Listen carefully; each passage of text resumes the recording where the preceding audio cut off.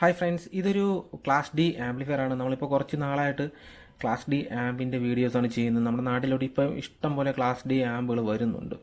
അപ്പോൾ അതുകൊണ്ട് തന്നെയാണ് നമ്മൾ അതിൻ്റെ ക്ലാസ് ഡി വീഡിയോ ഉൾപ്പെടുത്തുന്നത്. ഓക്കെ, അപ്പോൾ സിൻ ഇ എന്ന് പറയുന്ന ഒരു കമ്പനിയുടെ സിനി ഓഡിയോ എന്ന് പറയുന്നൊരു ചൈനീസ് ബ്രാൻഡിൻ്റെ 160x2, അതായത് ഒരു ചാനലിന് 160 പ്ലസ് 220 വാട്ട്സ് സബ്വൂഫറിന് 3 ഓംസിൽ കിട്ടും. 160 വാട്ട്സ് 4 ഓംസിലാണ്, 220 വാട്ട്സ് 3 ഓംസിൽ സബ്വൂഫറിൽ നമുക്ക് എടുക്കാൻ പറ്റുന്ന ഒരു 2.1 ആംപ്ലിഫയർ ആണ്. ട്രിബിൾ ആൻഡ് ബാസ് ഉൾപ്പെടെയാണ് ഇതിനകത്ത് വരുന്നത്. കണ്ടില്ലേ, ട്രിബിൾ ബാസ് ഉൾപ്പെടെയുള്ള കൺട്രോൾ നമുക്ക് ഇതിൻ്റെ കൂടെ വരുന്നുണ്ട്.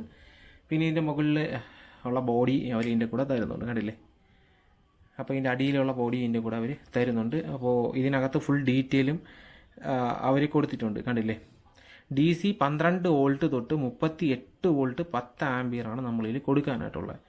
12 വോൾട്ട് വർക്കാവും, പക്ഷേ നമുക്ക് അതിൻ്റെ ഒരു യഥാർത്ഥ പെർഫോമൻസ് കിട്ടണമെന്നുണ്ടെങ്കിൽ ഒരു 35 വോൾട്ടിന് മുകളിലോട്ട് നമ്മളിതിൽ കൊടുക്കേണ്ടതായിട്ട് വരും. ബ്ലൂടൂത്ത് വേർഷൻ 5.1 ആണ് വരുന്നത്. ബ്ലൂടൂത്ത് ഓക്സ് USB ഇത്രയും കണക്ടിവിറ്റി നമുക്ക് ഇതിനകത്ത് വരുന്നുണ്ട്. 2.1 ആണെന്ന് പറയുന്നുണ്ട്. കൂടാതെ തന്നെ 160 വാട്ട്സ് 220 വാട്ട്സ്, അതാണ് എൻ്റെ ഒരു കണക്കിൽ അവർ പറയുന്നത്.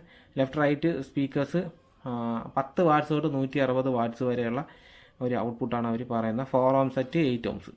ഓക്കെ, പിന്നെ അടുത്ത് സബ്വൂഫർ എന്ന് പറയുമ്പോൾ 20 വാട്ട്സ് തൊട്ട് 220 വാട്ട്സ് വരെയാണ് 3 ഓംസ് ടു 8 ഓംസിൽ പറയുന്നത്.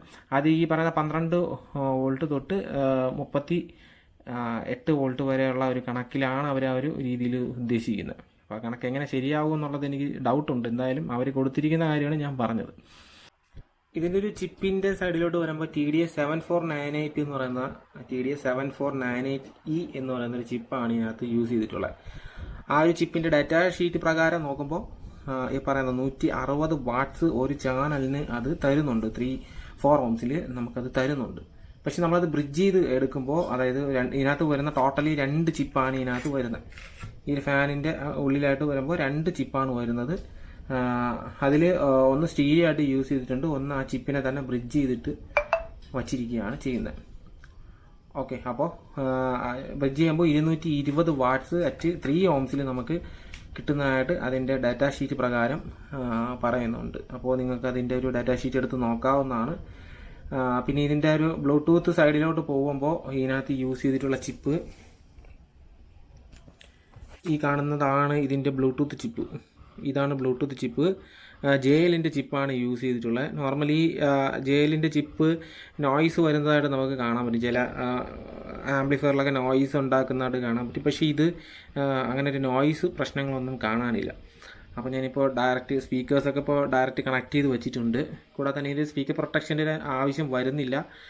ഞാൻ നേരത്തെ പറഞ്ഞ പോലെ ഇത് ഉപയോഗിച്ചിട്ടുള്ള ക്ലാസ് ഡി ചിപ്പിന് overload protection, short circuit protection പോലുള്ള പ്രൊട്ടക്ഷൻസ് ഇതിനകത്ത് വരുന്നുണ്ട്. അപ്പോൾ അതുകൊണ്ട് തന്നെ സ്പീക്കർ പ്രൊട്ടക്ഷൻ്റെ ഇപ്പോൾ നമ്മൾ വർക്ക് ചെയ്യിപ്പിക്കുന്ന സമയത്ത് ജസ്റ്റ് ഷോർട്ട് ചെയ്താലും ഇത് ചിപ്പ് അങ്ങനെ പെട്ടെന്ന് കംപ്ലൈൻറ്റ് ആവത്തില്ല. അങ്ങനെയുള്ള പല കാര്യങ്ങൾ വരുന്നുണ്ട്. പിന്നെ ഇൻപുട്ട് നമ്മൾ കൊടുക്കുന്നത് ഞാൻ നേരത്തെ പറഞ്ഞ പോലെ 12 വോൾട്ട് തൊട്ട് 38 വോൾട്ട് വരെയാണ്. അത് നമ്മൾ കൊടുക്കുന്നത് ബൈ ചാൻസ് തിരിഞ്ഞു പോയാലും അതൊരു പ്രശ്നമായിട്ട് വരത്തില്ല. അതിന് വേണ്ടിയിട്ട് ഒരു പ്രൊട്ടക്ഷന് വേണ്ടി ഡയോഡ് അവർ കൊടുത്തിട്ടുണ്ട്. അപ്പോൾ തിരിഞ്ഞാലും അങ്ങനെ ഒരു പ്രശ്നം വരാനായിട്ട് പോകുന്നില്ല. കൂടാതെ തന്നെ പിന്നെ ഒരു കാര്യം എന്ന് വെച്ച് കഴിഞ്ഞാൽ നമുക്കിതിൽ ഡയറക്റ്റ് USB കണക്ട് ചെയ്ത് വർക്ക് ചെയ്യിപ്പിക്കാനായിട്ട് പറ്റും. അതിന് വേണ്ടിയിട്ട് ഒരു USB പോർട്ട് ഇവിടെ കൊടുത്തിട്ടുണ്ട്. Audio aux input, analogue input കൊടുക്കാനായിട്ട് ഒരു പോയിന്റ് ഇവിടെ കൊടുത്തിട്ടുണ്ട്, അല്ലെങ്കിൽ ഒരു സോക്കറ്റും അവരിവിടെ കൊടുത്തിട്ടുണ്ട്. പിന്നെ ഇതിൻ്റെ ഒരു ഇത് വെച്ച് നോക്കുമ്പോൾ ഇതിനകത്ത് വരുന്നത് ഫ്രീക്വൻസി, ഇത് ഫ്രീക്വൻസിയാണ് വരുന്നത്. ഇത് വരുന്നത് സബ്വൂഫറിൻ്റെ ഓഡിയോ ആണ് വരുന്നത്. ഇത് ടോട്ടൽ മാസ്റ്റർ കൺട്രോൾ പ്ലസ് സെലക്ടറും കൂടെ വരുന്നുണ്ട്. നമ്മൾ USB ഓക്സ് കണക്ട് ചെയ്ത് സെലക്ടർ വരുന്നുണ്ട്. കൂടാതെ തന്നെ ഒരു ജസ്റ്റ് ഒന്ന് പുഷ് ചെയ്ത് കഴിഞ്ഞാൽ നമുക്ക് ഈ ഒരു ആംപ്ലിഫയർ ഓൺ ആവും. ജസ്റ്റ് ഒന്ന് ലോങ് പ്രസ് ചെയ്ത് കഴിഞ്ഞാൽ ആംപ്ലിഫയർ ഓഫ് ആവും. ആ ഒരു രീതിയിലാണ് വരുന്നത്. കണ്ടില്ലേ, ഇപ്പോൾ അത് ഓഫായി. ജസ്റ്റ് ഒന്ന് പുഷ് ചെയ്ത് കഴിഞ്ഞാൽ അത് വീണ്ടും ഓൺ ആവും. അപ്പോൾ അങ്ങനെയാണ് വരുന്നത്. പിന്നെ ഇതിനകത്ത് വരുന്നത് ഇത് ട്രിബിളാണ്, ഇത് ബാസാണ്.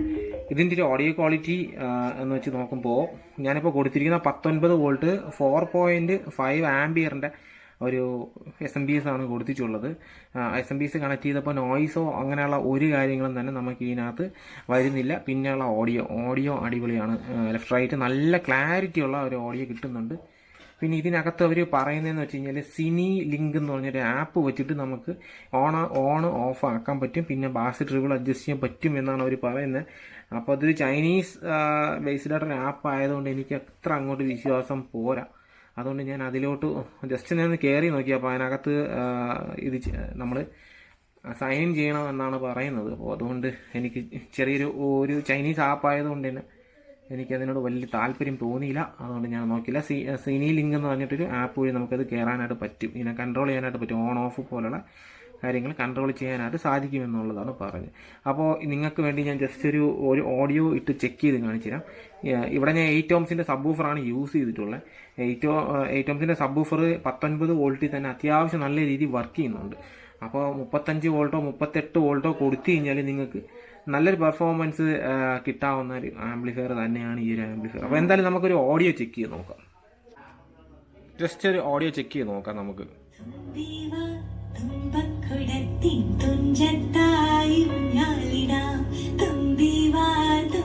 ഇതിപ്പോ ബാസ് ആണ് ഞാനിപ്പോ കൂട്ടുന്നത്. ഇത് ട്രിപ്പിൾ ആണ്. ട്രിപ്പിൾ ഇപ്പോൾ ഞാൻ കൂട്ടിയാണ് വെച്ചിരുന്നത്. ജസ്റ്റ് ഒന്ന് കുറച്ചു. നിലവിൽ ഞാൻ അടുത്ത് കൂട്ടാനായിട്ട് പോവാണ്.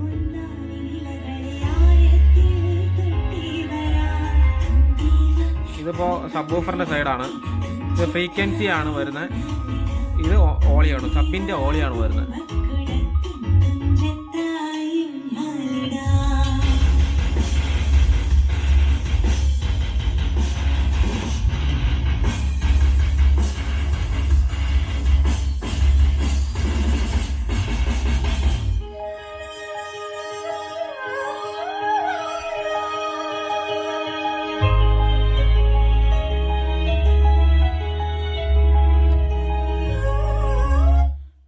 ഇവിടെ ഇപ്പോൾ ഇരുന്നപ്പോൾ എനിക്ക് നല്ലൊരു ഓഡിയോ ക്ലാരിറ്റി എനിക്ക് കിട്ടുന്നുണ്ട്. മറ്റുള്ള ക്ലാസ് ഡിയിൽ നമ്മൾ ഒരുപാട് ക്ലാസ് ഡി ചെയ്തിട്ടുള്ളതിൽ ഇതിൽ ഒരല്പം വ്യത്യാസം തോന്നുന്ന ഇതിൽ അതിനെല്ലാത്തിനെയും കാട്ടിയും കുറച്ചുകൂടി ക്ലാരിറ്റി കൂടുതലായിട്ട് കിട്ടുന്നതായിട്ട് എനിക്ക് തോന്നുന്നുണ്ട്.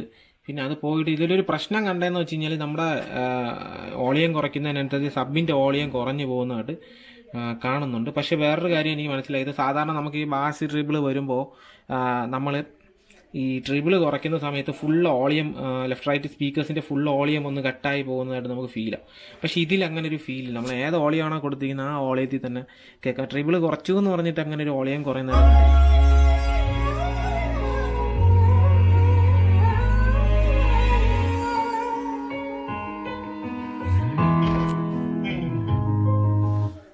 ചെറുതായിട്ട് വളരെ ചെറുതായിട്ട് ഒരു രീതിയിൽ കുറയുന്നതല്ലാതെ നമ്മൾ നോർമലി ഇവിടെ ലോക്കലി കിട്ടുന്ന ബാസ് ട്രിബിൾ ബോർഡുകളിൽ നമ്മൾ ട്രിബിൾ കുറയ്ക്കുമ്പോൾ അങ്ങ് മൊത്തത്തിൽ കുറഞ്ഞു പോകുന്ന ഒരു അവസ്ഥയില്ല. ചെറിയൊരു രീതിയിൽ അത് കുറഞ്ഞു പോകുന്നു, അത്രയും തന്നെ ഉള്ളൂ. പിന്നെ മറ്റൊരു കാര്യം ഇതിൻ്റെ ബേസാണ്. ബേസ് മീൻസ് ആ ഒരു പാട്ട് ഇടുന്ന സമയത്ത് സ്പീക്കേഴ്സ് അതായത് ഊഫേഴ്സ് നല്ല രീതിയിൽ എക്സ്കർഷൻ ചെയ്യുന്ന ഒരു രീതിയിലാണ് അതിൻ്റെ ഒരു വർക്കിംഗ് ഞാൻ കണ്ടത്. പിന്നെ ഓഡിയോ ക്ലാരിറ്റി അടിപൊളിയാണ്.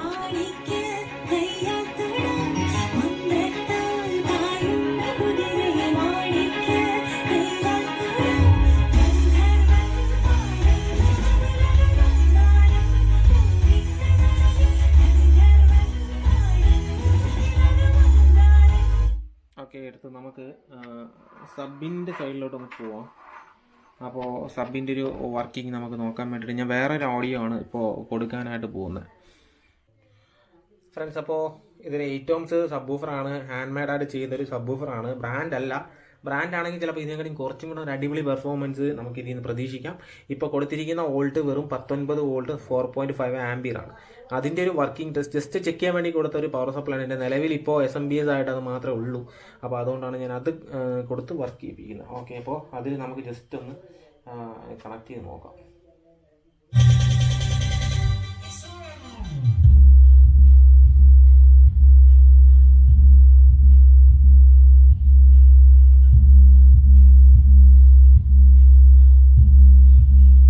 ഇപ്പോൾ ഞാനൊരു ലോ ഫ്രീക്വൻസി കുറച്ച് കൂടുതലായിട്ടുള്ളൊരു ഇംഗ്ലീഷ് പാട്ടിൻ്റെ ഇതാണ് ഇട്ടത്.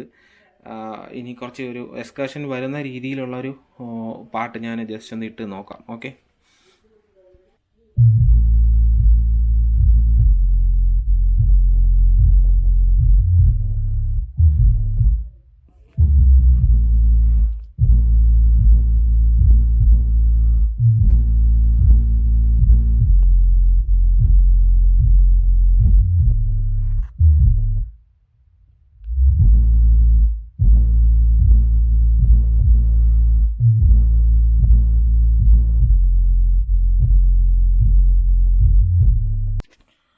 അപ്പോൾ വലിയ ഒരു പതർച്ചയോ ഡിസ്ട്രോഷനോ ഇല്ലാത്ത രീതിയിലുള്ള സബ് വൂഫറിൻ്റെ ഒരു പെർഫോമൻസ് ഈ ഒരു 19 വോൾട്ടിൽ നമുക്ക് ഇത്രയും കിട്ടുന്നു എന്നുണ്ടെങ്കിൽ അത് 8 ohms ആണ്.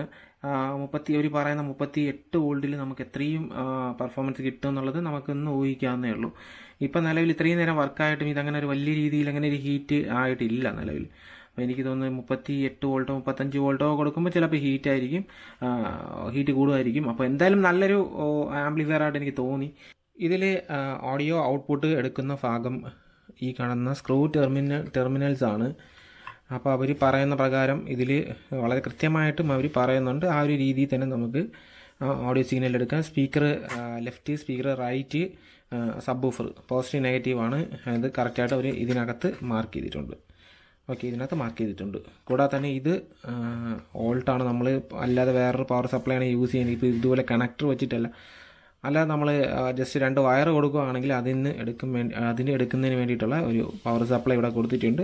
പിന്നെ മറ്റൊരു പ്രശ്നം കണ്ടതെന്ന് വെച്ച് കഴിഞ്ഞാൽ ചില സമയങ്ങളിൽ ഓഡിയോ നമ്മൾ പാട്ട് കേൾക്കുന്ന സമയത്ത് ഈ ഒരു ഓളിയം കൺട്രോൾ മാസ്റ്റർ ഓളിയാണ് ജസ്റ്റ് കറക്കും. ചിലപ്പോൾ ടിക് ടിക് ടിക് എന്നൊരു സൗണ്ട് ലെഫ്റ്റ് റൈറ്റ് സ്പീക്കേഴ്സിൽ കേൾക്കുന്നതായിട്ട് എനിക്ക് തോന്നി.